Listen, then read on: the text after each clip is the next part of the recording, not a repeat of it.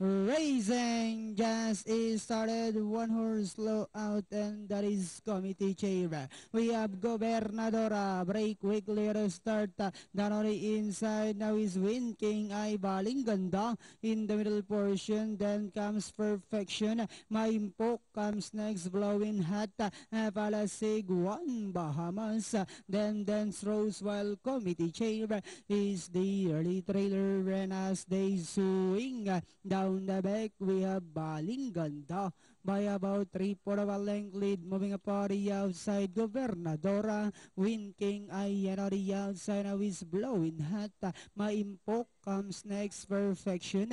One Bahamas. Palasig. Committee Chair. Second last, while then Dance Rose. Now racing in less. And at the far turn, we have Gobernadora. Now takes command. Blowing Hat. Now on the outside second. Baling Ganda. Maimpok now racing in fourth. Then followed over by Perfection. Win King ay Palasig. One Bahamas.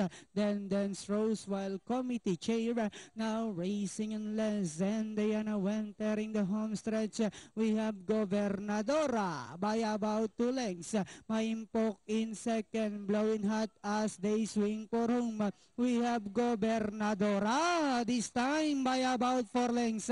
And in second is Maimpok with about 100 meters of the race. We have Gobernadora now racing away. And finally, it's Gobernadora, Maimpok. Then comes number 4, Perfection, Committee Chair, Baling Ganda, Palasig.